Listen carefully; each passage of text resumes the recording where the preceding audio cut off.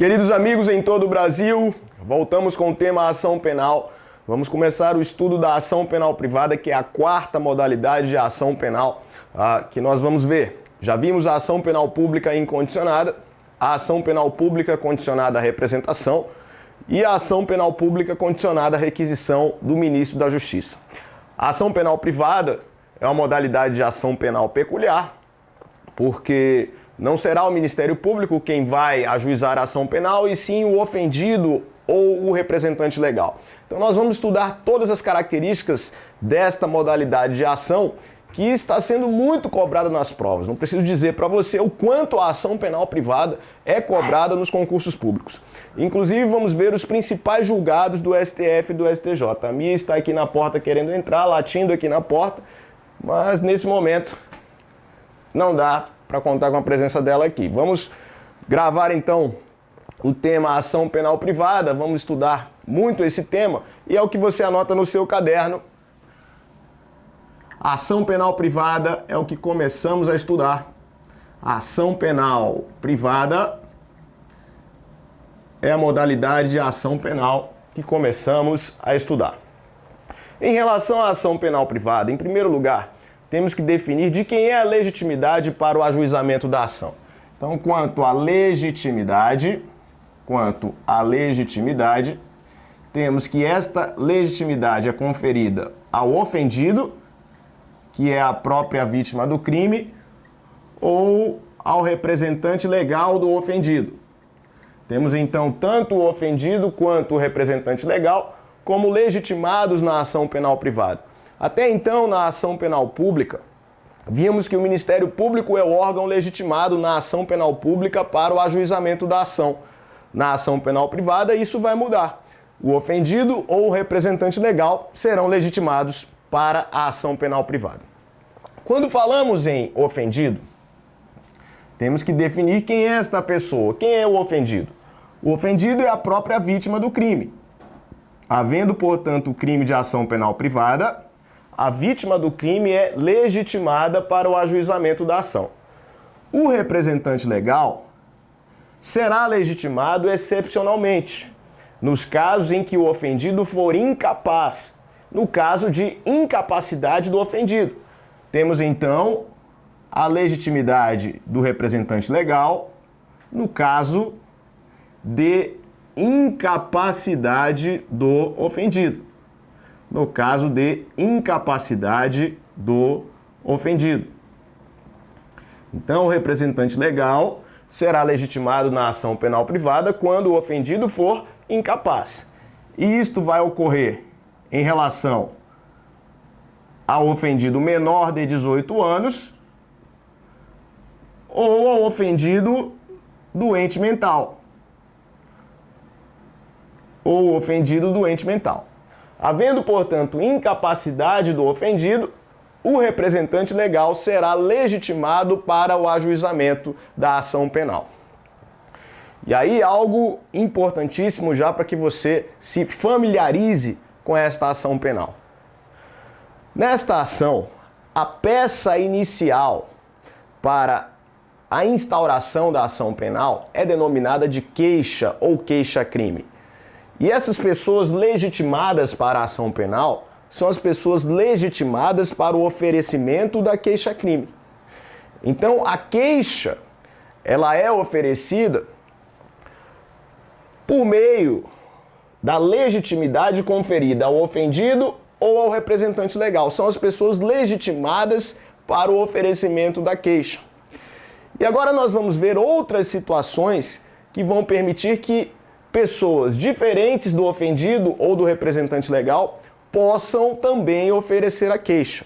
Vamos ver a situação que diz respeito à morte do ofendido, ou então a sua declaração judicial de ausência. Acompanhe comigo o seguinte. Você já sabe que tanto o ofendido quanto o representante legal são legitimados para a queixa-crime. Muito bem. Mas o Código de Processo Penal tratou de uma situação que é a situação de morte do ofendido. E se o ofendido morrer, quem poderá oferecer a queixa-crime? E uma outra situação tratada pelo CPP é o caso de declaração judicial de ausência. Você sabe que o Código Civil prevê algumas situações em que uma pessoa pode ser declarada ausente pelo juiz. E nestes casos de morte ou ausência, o artigo 31 do Código de Processo Penal previu que caberão ao cônjuge, ascendente, descendente ou irmão o oferecimento da queixa-crime. São as pessoas que poderão oferecer a queixa. Então veja, o oferecimento da queixa não está limitado ao ofendido ou ao representante legal. Em caso de morte ou declaração de ausência do ofendido, cônjuge, ascendente, descendente ou irmão poderão oferecer a queixa-crime. É o que está no artigo 31 do Código de Processo Penal. No caso de morte ou declaração judicial de ausência do ofendido,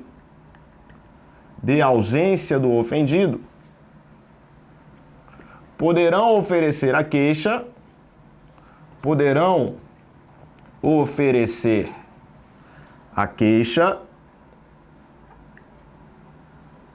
o cônjuge, ascendente, descendente ou irmão. Cônjuge, ascendente, descendente ou irmão. Nesta ordem de preferência. Isto é uma ordem de preferência. Não basta você saber, portanto, quem são essas pessoas. Você precisa saber a ordem de preferência. Cônjuge, ascendente, descendente ou irmão. Sendo que parcela significativa da doutrina vai dizer que o companheiro também está abrangido. Quando o Código de Processo Penal faz referência ao cônjuge, teríamos também a abrangência do companheiro em virtude de a união estável ter sido considerada como entidade familiar pela Constituição Federal. Então, temos o artigo 31 do CPP, havendo morte ou declaração de ausência da vítima, cônjuge, ascendente, descendente ou irmão poderão oferecer a queixa-crime. Fácil, tranquilo. Então vamos continuar falando ainda da legitimidade na ação penal privada. A pergunta que você vai anotar no seu caderno. Pessoa jurídica pode ser legitimada para o oferecimento da queixa? A pergunta importante para você anotar. Pessoa jurídica pode ser legitimada para o oferecimento da queixa? Então nós vamos ver a resposta no próprio Código de Processo Penal. O artigo 37 do CPP dá a resposta. Olha o que diz o 37. As fundações, associações ou sociedades legalmente constituídas poderão exercer a ação penal, devendo ser representadas por quem os respectivos contratos ou estatutos designarem, ou no silêncio destes, pelos seus diretores ou sócios gerentes. Então, o 37 do CPP deixa muito claro que é perfeitamente possível que fundações, associações ou sociedades legalmente constituídas exerçam a ação penal e, sendo vítimas de ação penal privada, podem sim oferecer a queixa, serão representadas por quem os respectivos contratos ou estatutos designarem, ou no silêncio do contrato social do estatuto, diretores ou sócios gerentes poderão representar a pessoa jurídica em juízo. Compreendeu? É perfeitamente possível, portanto, que pessoa jurídica seja legitimada para o oferecimento da queixa. Vinícius, a pessoa jurídica pode ser vítima de crime de ação penal privada? Sim, é perfeitamente possível. Um ótimo exemplo é o crime de dano. É perfeitamente possível que pessoa jurídica seja vítima de crime de dano. Pessoa jurídica também pode ser vítima de crime contra a honra. Isso é admitido pela jurisprudência como crime de difamação, por exemplo. Então, a pessoa jurídica, sendo vítima de crime de ação penal privada, pode sim oferecer a queixa-crime. Artigo 37 do Código de Processo Penal. Portanto, a conclusão com a leitura do artigo 37 é de que a pessoa jurídica pode oferecer queixa-crime. Então, a pessoa jurídica, sendo vítima de crime de ação penal privada, é legitimada para a queixa também. Ok, muito bem. Estamos vendo aí a ação penal privada, as noções introdutórias, mas já aprofundando muito, apesar de termos um vídeo sobre noções introdutórias, já estamos fazendo um ótimo aprofundamento acerca da ação penal privada. Vamos ver agora quando é cabível a ação penal privada. Então vamos ver as hipóteses de cabimento da ação penal privada. Então, quanto ao cabimento, não há mistério. O cabimento ocorrerá quando a lei expressamente indicar. Quando a lei expressamente indicar. Então, a própria lei vai indicar quando o crime é de ação penal privada. Vinícius, de que forma? A lei vai dizer: este crime somente se processa mediante queixa. Ou este crime se processa mediante queixa. É o que você vai encontrar na lei em relação ao cabimento da ação penal privada. E já vamos colocar aqui alguns exemplos de crimes que se processam mediante ação penal privada. Por exemplo, é a regra geral nos crimes contra a honra. A ação penal privada é a regra geral nos crimes contra a honra. Calúnia, difamação e injúria, em regra, são processados mediante ação penal privada. Eu digo em regra porque há crimes contra a honra em que outras ações penais serão utilizadas. Mas a regra é nós termos a ação penal privada como cabível nos crimes contra a honra. O que temos ainda como exemplos? O exemplo de número 2. Exemplo de número 2. Algumas modalidades do crime de dano. Algumas modalidades do crime de dano também se processam mediante ação penal privada. O dano está no artigo 163 do Código Penal e dependendo do dano praticado, como por exemplo um dano simples praticado contra particular, vamos ter a ação penal privada como a ação utilizada. O exemplo de número 3 diz respeito aos crimes contra a propriedade imaterial. Crimes contra a propriedade imaterial. Vinícius, o que é isso? Violação de direitos autorais. Violação de direitos autorais. Crime do artigo 184 caput do Código Penal. 184 caput do Código Penal se processa também mediante ação penal privada. Vamos para o exemplo de número 4, o artigo 236 do Código Penal. Artigo 236 do Código Penal. Delito de induzimento a erro essencial. Induzimento a erro essencial ou ocultação de impedimento para casar. Ou ocultação de impedimento para casar. Induzimento a erro essencial, ocultação de impedimento para casar. São exemplos de crime de ação penal privada. A lei, nesses casos, expressamente indicou que os crimes se processam mediante queixa. Legal. Então não há mistério quanto ao cabimento. A ação penal privada é cabível quando a lei expressamente indicar que o crime se processa mediante queixa. E o que seria a queixa?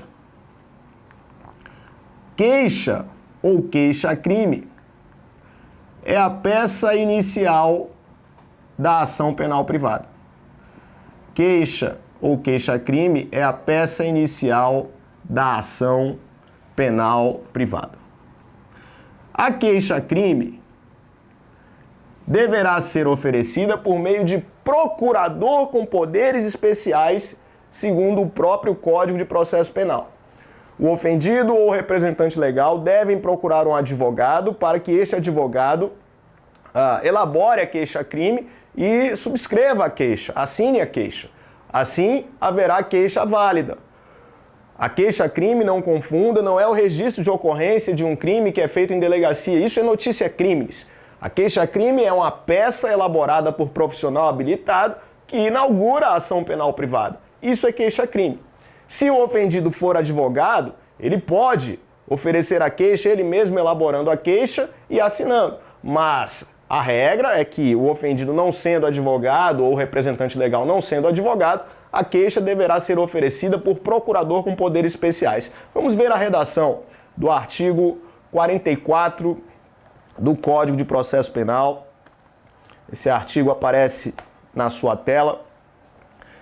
Vamos ver o que diz o artigo 44 do CPP. Então, esse artigo vai definir as regras para o oferecimento da queixa no que tange a necessidade de procurador com poderes especiais. Olha o que diz o 44. A queixa poderá ser dada por procurador com poderes especiais, devendo constar do instrumento do mandato o nome do querelante e a menção do fato criminoso, salvo quando tais esclarecimentos dependerem de diligências que devem ser previamente requeridas no juízo criminal.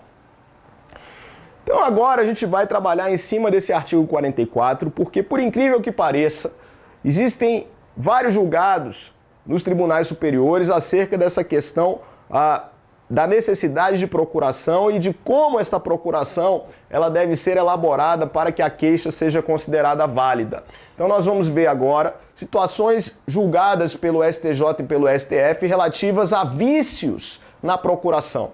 Como resolver a questão quando a procuração não está de acordo com o artigo 44 do Código de Processo Penal? Então, a primeira situação que a gente vai ver é a situação que foi analisada no HC 86994 STF. Então, o STF no HC 86994, ele analisou uma situação muito interessante. Qual foi a situação? Não houve, quando foi elaborada a procuração, menção ao fato criminoso na procuração. Porém, a vítima do crime compareceu aos atos processuais posteriores, compareceu à audiência normalmente, o que indicaria que ela queria, de fato, a persecução criminal em relação àqueles fatos que foram descritos na queixa. Então, na procuração não houve menção ao fato criminoso, como indica o artigo 44, mas houve o comparecimento da própria vítima nas audiências posteriores. A queixa foi recebida, houve comparecimento às audiências, o que indicava que queria o ofendido que a persecução criminal fosse instaurada. Vamos ver aí o que disse o STF, se esse vício é sanável ou não. A gente vai ter a resposta agora. O defeito da procuração outorgada pelo querelante ao seu advogado para propor queixa-crime sem menção do fato criminoso constitui hipótese de ilegitimidade do representante da parte, que, a teor do artigo 568 do CPP, poderá ser a todo o tempo sanada, mediante ratificação dos atos processuais.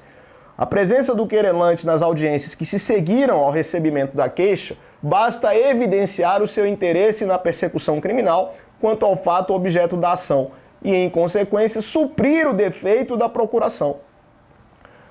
Precedentes: 2 crimes contra a honra, calúnia, queixa, aptidão, queixa que, após a narrativa dos fatos, pede a punição do querelado, o que traduz inequívoco pedido de condenação, que, apesar de não repetido na parte final da queixa, não basta torná-la inepta. Ademais, na ação penal privada, o momento em que se deve pedir a condenação sob pena de perempção é nas alegações finais. Então esse é o HC 86994, o relator foi o ministro Sepúlveda Pertence, no julgado de 14 de março de 2006. Então a gente teve aí uma situação em que não houve na procuração menção ao fato criminoso, mas o STF considerou o vício sanável com o comparecimento do ofendido às audiências posteriores, o que indicava aí uma vontade inequívoca de que a persecução criminal fosse instaurada em relação àquele fato descrito na queixa-crime. A queixa já tinha sido recebida, o ofendido compareceu às audiências, o STF disse: é válida a queixa-crime, embora não tenha havido na procuração menção ao fato criminoso.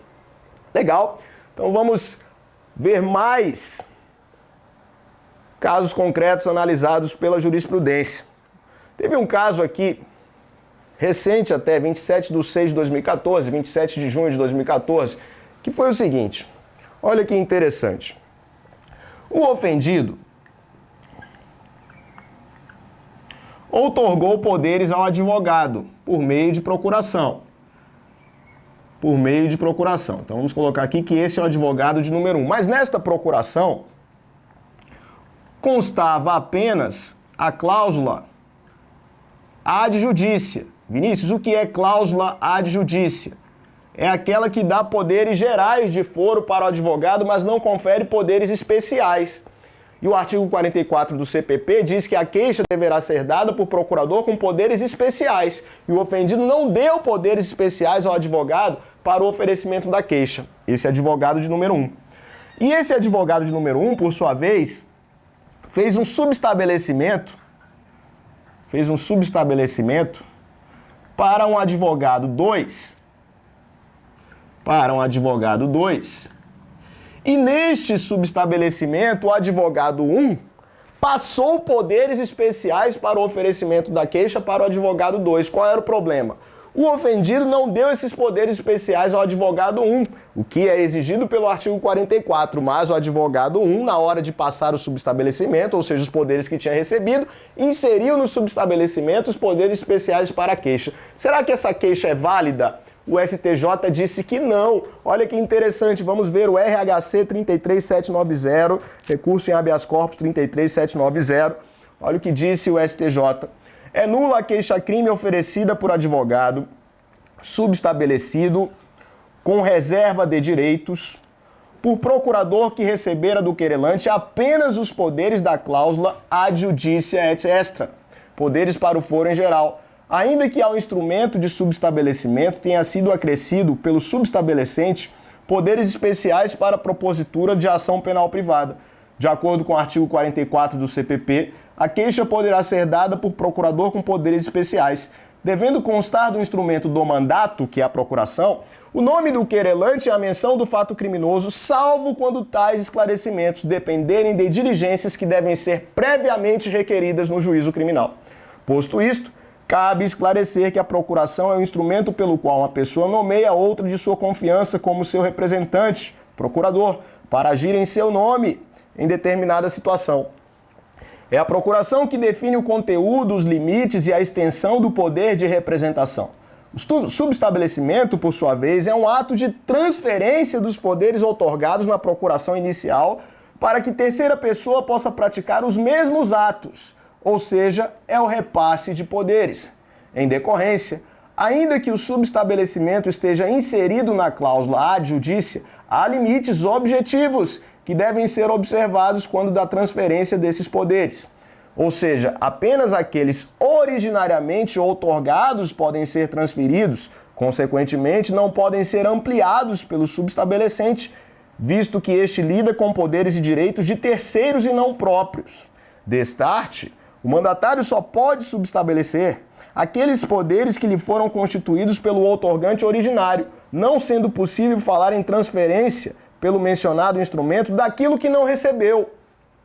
Nessa conjuntura, se a procuração firmada pelo querelante somente conferir os poderes da cláusula ad judicia et extra, apenas estes podem ser objeto de transferência aos subestabelecidos. Assim, deve ser tida por inexistente a inclusão ao subestabelecer de poderes especiais para a propositura de ação penal privada, se eles não constavam do mandato originário. Portanto, cabe reconhecer a nulidade da queixa-crime por vício de representação, tendo em vista que a procuração outorgada para a sua propositura não atende às exigências do artigo 44 do CPP.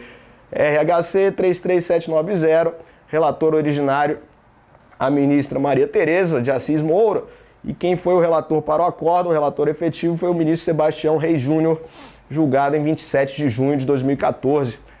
Um julgado até recente do Superior Tribunal de Justiça. Veja, portanto, que situação interessante. O primeiro advogado, ele não recebeu poderes especiais do ofendido para oferecer a queixa, mas quando subestabeleceu, ele passou para o segundo advogado esses poderes.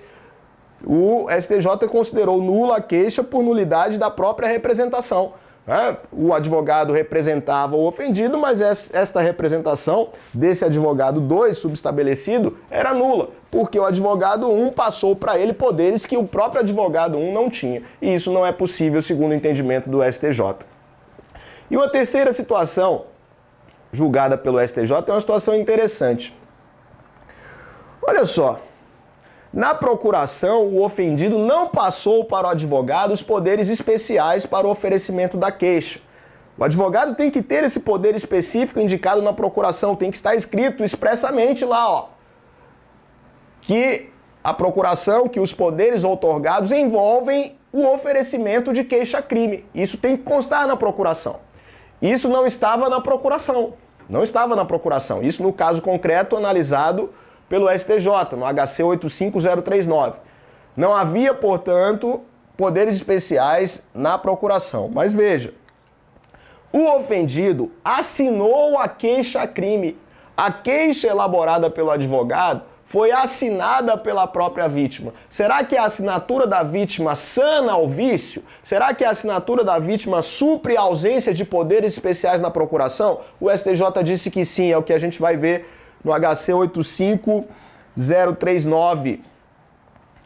Então temos aqui um julgado, o relator foi o ministro Félix Fischer, julgamento em 5 de março de 2009, a ementa processual penal, habeas corpus, estupro, alegada inépcia da queixa, prolação de sentença, preclusão, procuração, ausência de poderes específicos, queixa assinada pela vítima, desnecessidade, ação penal privada, aditamento, Ministério Público, possibilidade. Olha o que diz então o STJ. Se a queixa vem subscrita pelas vítimas, além do respectivo advogado, fica suprida a necessidade de outorga de poderes específicos na procuração. Se a própria vítima assina a queixa-crime junto com o advogado, obviamente o advogado tem que assinar a queixa, o fato dela não ter dado poderes específicos na procuração é irrelevante, porque a assinatura dela na queixa supre essa ausência. E é interessante, porque na defensoria, eventualmente, nós temos sim que oferecer queixa-crime. Não é a coisa mais comum do mundo de acontecer, mas eventualmente as pessoas vítimas de crimes de ação penal privada nos procuram para oferecimento de queixa. E é comum nós pedirmos para que elas assinem a queixa-crime justamente para demonstrar que aquilo que está descrito é a versão que é dada pela vítima. Então, a vítima dá a versão, nós escrevemos, elaboramos a queixa-crime de acordo com aquela versão que foi dada e a vítima assina a queixa, ratificando aquilo que nós escrevemos. Então, é comum haver a assinatura na queixa-crime pela própria vítima. E nesse caso, havendo esta assinatura, isto supre a ausência de poderes especiais na procuração. Legal? Então vimos as noções introdutórias sobre a ação penal privada e você vê que, embora esse vídeo seja de noções introdutórias, já aprofundamos demais, inclusive vendo julgados do STF e do STJ que o seu concorrente não conhece. E se cair na prova, ele vai errar, você vai acertar, porque aqui nós trabalhamos profundamente com a jurisprudência dos tribunais superiores. No próximo bloco, mais ação penal privada com mais aprofundamento para você. Até lá!